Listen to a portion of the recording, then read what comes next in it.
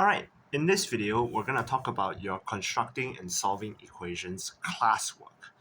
Okay, before I continue, I want to strongly encourage you to try your own classwork first before watching this video. Okay, if you really cannot, you can watch me do a few questions first, then after that, pause the video and try it out on your own and continue to watch the video to check your answers. Okay? Okay. Question 7a. You have 2a plus 3 equals to 13. Right? So here, again, you have to remember what the goal is. The goal is to get a, or any variable, the unknown number, to be by itself on the left side. Okay? So that you know what a is equal to. So now you have 2a plus 3 and equals to 13. You want to get rid of the 3 and the 2. How do you do that? Well, for the 3, you want it to be 0. Okay? You want plus 3 to be 0. How would you do that? You can actually minus 3. And when you minus 3 for 3, you can minus 3 on this side as well, so that it's balanced. Remember your balancing method. So plus 3 minus 3, that is 0. You are left with only 2a. And on the other side, you have 13 minus 3. 13 minus 3, you have 10. Okay?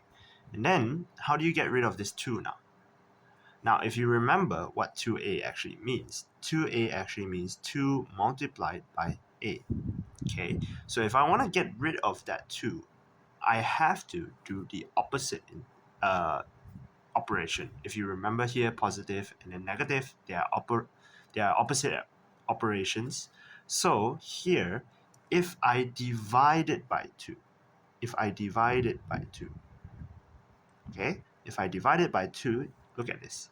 2 divided by 2, what do I get? I get 1. 1 multiplied by a, I get a. Does this make sense? And when I divide it on this side, to make it balanced, I have to divide it on this side. Remember, divided, you have to write it as fractions. 10 over 2, you get 5. Okay, that is how you get rid of the 2 on this side. Alright? Then you have 7b. 7b, you have 4a plus 1 equals to 17. Again, I want to have a all on its own. Okay? And I don't want this plus 1. So, plus 1, to get rid of it, I have to minus 1, so that is 0. 17 minus 1, 4a equals to 16. Okay? Now that this is gone, 4 is still left. And here, since it is 4a, I want to divide it by 4. Divide the whole thing by 4. Okay? Get rid of all the plus and minuses, and then once you're left with this, divide it by 4. Divided by 4, you get a. 16 over 4. 16 over 4, you have 4. A is 4. Okay? 7c. 3a minus 2 equals to 13. Now, if you realize this is a minus now, and you can't just minus 2. If you minus 2, it's going to be negative 4. It's not going to be 0, and 3a will not be by itself. So you have to plus 2 instead. Once you plus 2, you get rid of this, and then you are left with 3a. Negative 2 plus 2. Okay? And this side, you also have to plus 2. Equals to 15. Okay? 3a, or rather a, equals to 15 over 3. Now you realize I skipped the over for 3a. The reason why is I decided to use the moving method. Moving method is way faster because here you get to move whatever variable or whatever operation to its opposite operation when you pass the equal sign. Okay? Whenever you pass through the equal sign, the operation changes. So just now I have this negative 2 here. If I move over to the equal sign, then it will become positive 2. Here I have 3 multiplied by a. If I move it over, I will be dividing. So 15 over 3. Dividing, a equals to 5 after dividing. Okay, we'll practice more with the moving method and so that we can pick up the pace. 70. 4 equals to 2c minus 8. Now, if you realize 2c minus 8, so far what we've been doing is we've been using variables on the left side only. We have never had variables on the right side. And if you think about it in this way, remember all these variables represent an unknown number. For example, let's say I have a box of chocolates. You do not know how many chocolates I have. Let's say I tell you I have 5 chocolates. So my box of chocolate has 5 chocolates inside. You do not say I have 5 chocolates in my box, in a box of chocolate that you don't know the number of. Okay? If you think about it in English terms, like I have 5 chocolates in my box. That doesn't really work in this case. You would usually say the box has 5 chocolates. You don't say 5 chocolate has the box. Okay? It's a bit weird. And then same for mathematical languages. You go from left to right. You speak from left to right. A is, or an unknown number is 5, or an unknown number is 4. Okay? So that's why your variables have to be on the left side. And to do that, here, because it's an equation, actually what you can do is you can flip the entire thing to be 2c minus 8 equals to 4. Think about it in this way. 2 plus 3 equals to 5, right? 5 is also equals to 2 plus 3. Even if you flip them around, they are still the same. They're still equal. And then you can solve it like normal. 2c minus 8, if I want to move it over, it becomes plus, right? Equals to 4 plus 8. Okay? 2c equals to 12. This 2, if I move it over, it becomes dividing. It's from multiplying to dividing. 12 over 2, answer is 6. Okay? Now I'm going to pick up the pace now. 14 equals to 3c plus 2. Right? So 3c plus 2 equals to 14. I just flipped the entire thing. They are the same meaning. Okay? 3c equals to 14 plus 2, move it over, it inverses the operation. So from plus, it becomes negative or minus. So minus 2. Okay? 3c equals to 12. C equals to 12 over 3. This one, 3, when you move it over, it becomes the inverse operation so that it is 12 over 3.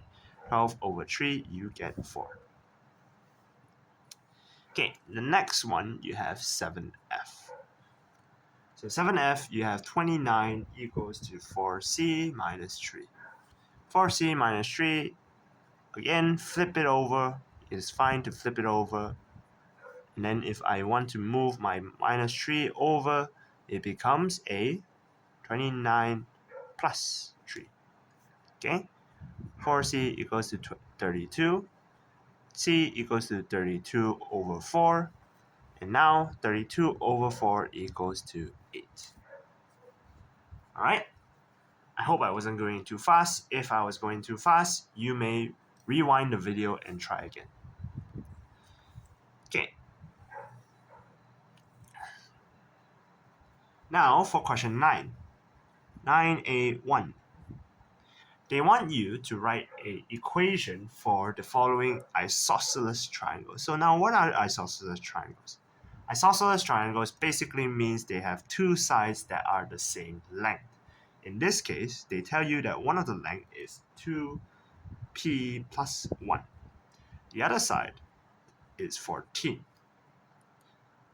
Okay, so 2p plus 1 and 14, they are the same.